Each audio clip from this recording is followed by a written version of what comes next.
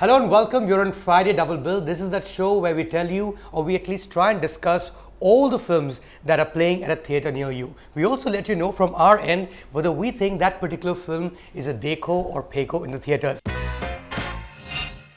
You know, Mayank, you must be the only person on this earth who hasn't seen Game of Thrones. Yeah.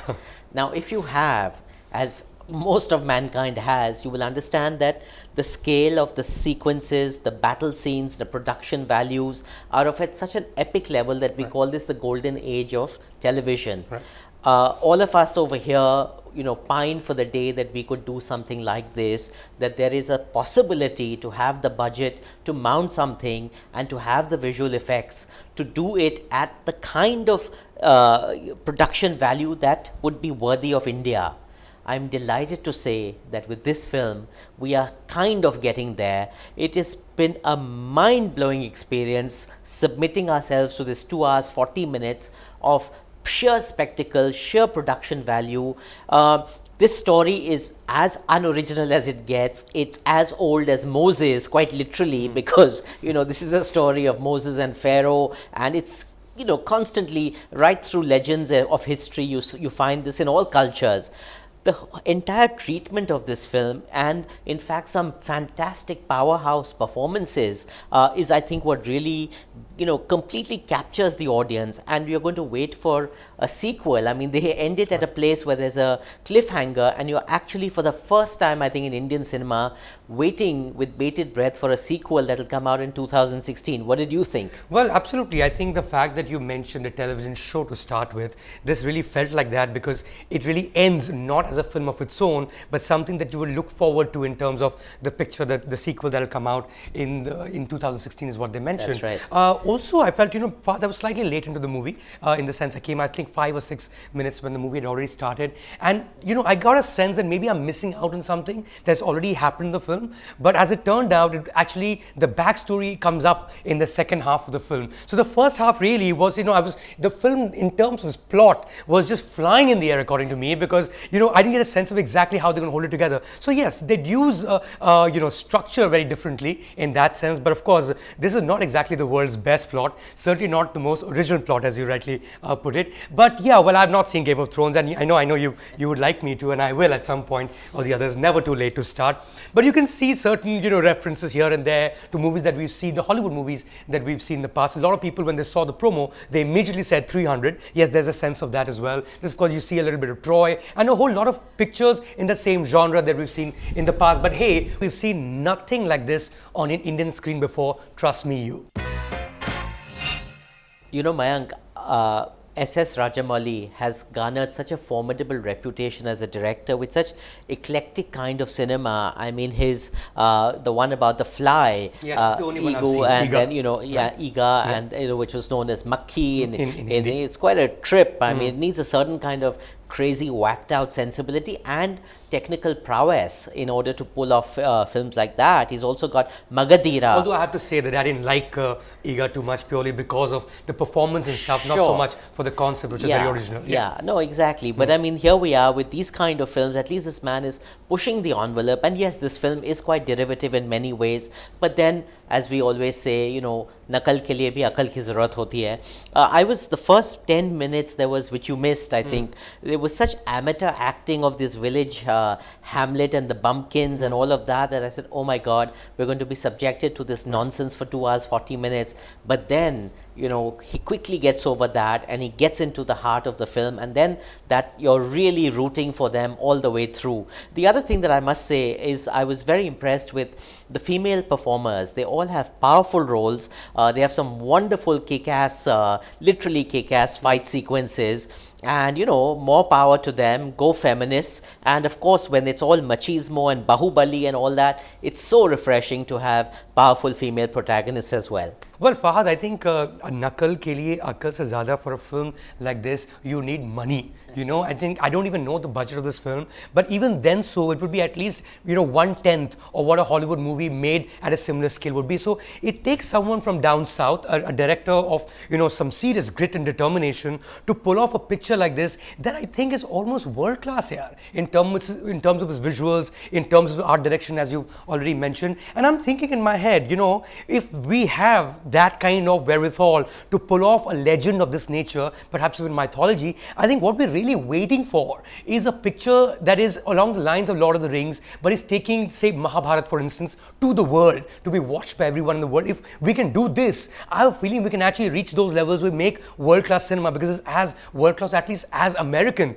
in terms of its production design as it gets. And here we are making the same kind of superstar movies made by the same studios that makes far superior work when they're back home in the US. So what is Bollywood now? Bollywood is Disney, Bollywood is Viacom 18, Bollywood is say Fox, or for that matter even Sony. So I think that kind of money, if they can put into a picture of this nature to make it global, I think we stand a great chance.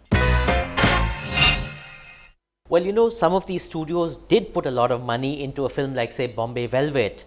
And unfortunately, it turned out to be a debacle.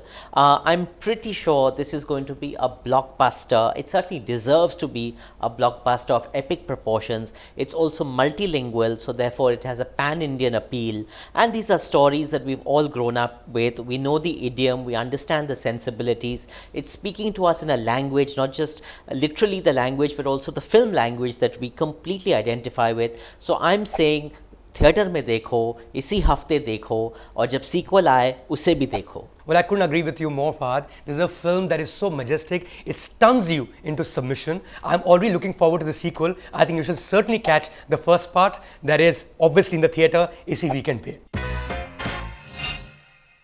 Well, of course, Mayank, to begin with, we need to clarify that Irfan Khan is not just playing a taxi driver, he plays the owner of the taxi driving agency, and because no driver wants to deal with Deepika Padukone, he's forced to drive this odd family all the way to Calcutta. It's obviously a wonderful road journey. It's also the journey within. This incredibly hypochondriac father, played to perfection by Mr. Bachchan. I think after a long time, he's in such fine form, just having so much fun, so self-effacing, completely eccentric. And I mean, I was appalled for the first 15-20 minutes of the film, because how obsessed the film is with bodily functions, in excretion primarily. This is, as they say, a film about motion and emotions, and I think you got a happy balance of both. Phenomenal performances by, I thought, Deepika Padukone. I think her vanity was left in a vanity van somewhere. She comes to the stage, brings to the screen an incredible maturity, a certain gravitas which you don't see, and of course Irfan, who I thought was mercurial in the film, holding his own against Mr. Bachchan, being able to give it as good as he gets, as this harried, exasperated man who has great mother issues, family issues, and is now on this road trip to hell.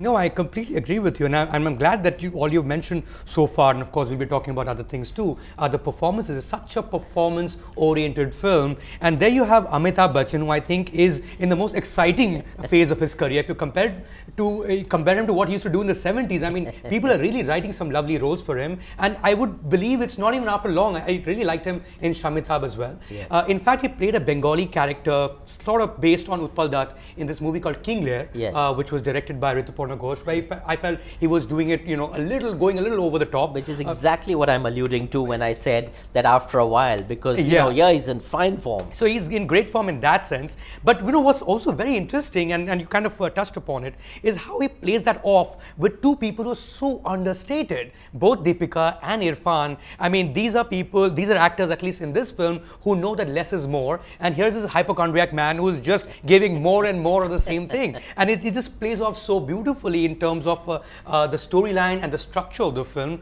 which of course, if we're talking about genre, as we mentioned, a dysfunctional family film. We've seen some really fine films of that nature before. I mean, Little Miss Sunshine somehow reminded me of that in terms of its whole feel and atmosphere. But the other thing, Fahad, is Now there's an old man, if you're talking about the storyline, and he's traveling somewhere. He cannot go alone. There's a whole bunch of people who are taking him there, and it is for the love of nostalgia. I think the last time we saw a film like that was called Fanding Fanny with Nasir in it. So I think somewhere road trip and a senile old man is turning into a genre of its own. It is indeed, and of course, on this incredible journey is the man's commode. I mean, his Shahi Takht, as they call it, and it's strung up on this Toyota Innova that's going along for this ride, and it's just so much fun. I mean, the whole incongruity of this. They stop in Varanasi. You have such a wonderfully, road movies are not done very well in this country, and I think this, Shujit Sarkar, the director, has to be commended, because without just being obsessive about panorama and scenery and all that, the interior landscapes, you're shooting so much of the film tight close-ups inside a moving vehicle. It's done proficiently, it's done with efficiency, it's done with a lot of heart.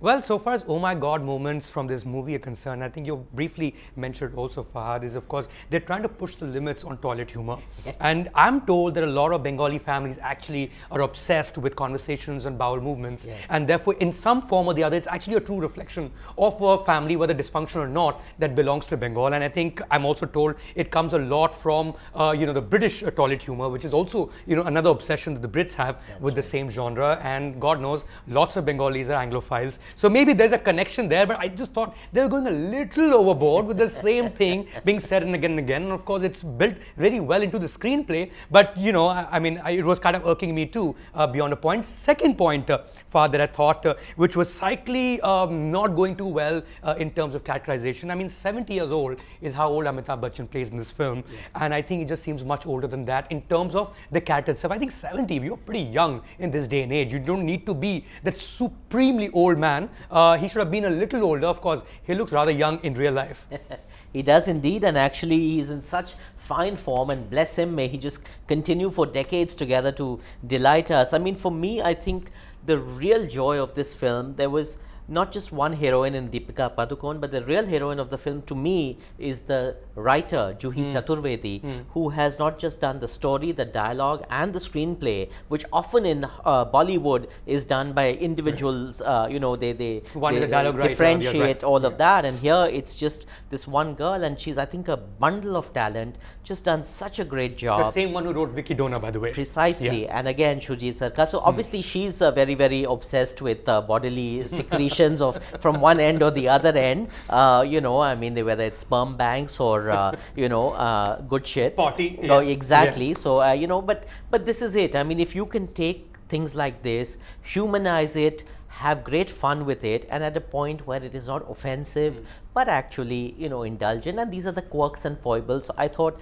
a great job, and I think this marks a really great arrival of a top-notch Bollywood screenwriter. Well, this film is about Big B playing the big bong, and he's at his best. Of course, there's some great performances outside of Big B. There's some great writing, as we mentioned, and there's Shujit Sarkar. I think he's truly the most eclectic filmmaker we have and the least pretentious of them all, because he's made 4 films. All of them are equally watchable. This is as good as it gets. Well, I think you should watch it this weekend, if possible. Otherwise, definitely watch it in theaters anyway. So it's clearly a dekho as far as Mayank Shekhar is concerned. No surprises for guessing. Emphatic dekho, isi hafte dekho, theatre mein dekho or bar bar dekho. This is such a delightful film, and really salute all the performances, the screenwriter, the director. This is great filmmaking come together, and this is the sort of film that we hope we see lots more of in this year. Mayank, I've been very privileged that I've shot 7 times in Varanasi for various projects over the years. And about 20 years ago, I remember vividly going to meet the Dome Raja, who is the keeper of the eternal flame, as we know, at the Manikarnika and the Harishchandra Ghat. And having met this man, he was just drunk out of his mind all day long, because you have to be, apparently, in order to deal with the business of setting dead bodies on fire, and so that they can attain moksha or salvation. And I often wondered ever since that what would happen to his children for generations, would they just continue being the keepers of the flame, working with from morning to night, setting dead bodies on fire, foraging for valuables, rings, gold teeth fillings, things like that in the ash? It just seemed like a very bleak future for what was going to be a vibrant India. So I'm glad that 20 years later I've seen a film which actually talks about a character from this community. Just a very poignant look at what happens. This boy is trying to be an engineer. He's trying to transcend the family profession and just move on in life. And of course, circumstances and how life has a way of doing things for you when you're busy making other plans. The other thing, of course, is small town India and female sexuality. And as you said in your synopsis, I mean, we've got, the awakening of a female who's in the prime of her youth. She's unmarried. She wants to have sexual relations with a boy. It's very natural everywhere else. It's a human instinct. But this poor girl gets stuck, and circumstances just completely envelop her. So, as you said, this is a very, very poignant look at small town India. And there's that wonderful saying, कि जितनी छोटी जगह उतनी छोटी सोच. And I think this is very, very emblematic of that. No, I completely agree with you. I think small town India has been shot, and especially Varanasi has been shot by so many filmmakers, so many photographers. It's almost a cliche now. Now, to take a city like Varanasi and actually not see it in the exotica that we always know it from, but actually see it from the perspective of people who live there, people who work in those ghats, and tell a story that is so true. It's almost written from the perspective of those characters rather than the outsiders look into the situation. I think it's a brilliant piece of writing to start with. Not just that I remember the whole film. We saw it, of course, much before. We saw it on Monday, and it's a Thursday that we're shooting this show right now. But I even remember my expressions while watching the movie on the front row. Very stern expression, because there's a movie that has a very dramatic start. Like what you would think as the climax of the film is actually the first scene of the movie, and at no point does the story ever waver from there on. At no point do they ever lose sight of the ball. I think it's a movie that, of course, tells two stories, which is, of course, a device or a structure that Inarutu is, made so popular with Amoris Perus, and so many others have, and they should give him credit, because even Ship of Theseus was roughly along the same lines. But you're telling two stories that could well be the stories to sort of symbolize the town they're from. I think it's a fabulous film. Mayank, I think that as far as this kind of film is concerned, which again is in that genre of good, meaningful world cinema that touches chord, has resonances, the fact that this film has picked up 2 awards at Cannes is symptomatic, emblematic of the fact that it is clearly appealing to a pan global audience. And I think that is, as we have always maintained, the mark of a really good film.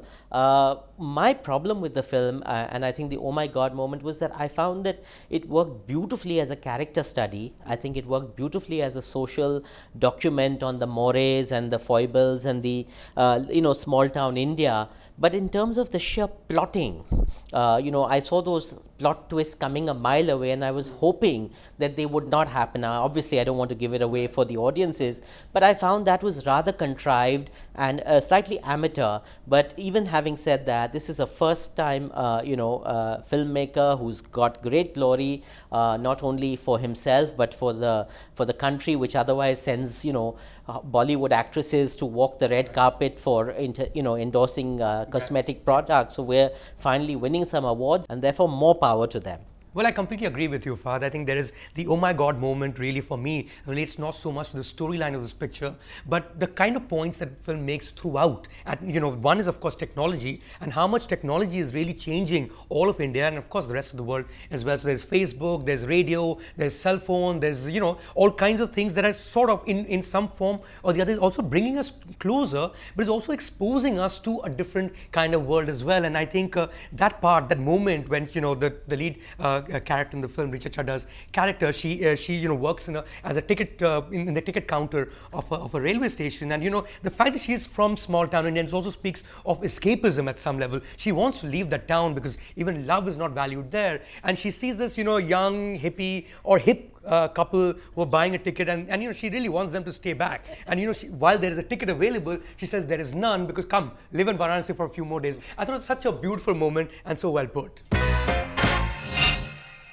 If you're in the zone for a movie about life and death, of love and longing, then I urge you this very weekend to go and see Masan. It's a beautiful film.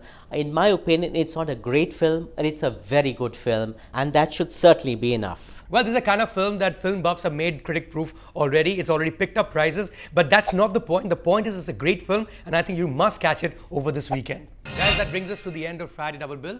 Do tell us what you think of the movies. Do tell us what you think of the show. And yes, please do subscribe to our channel.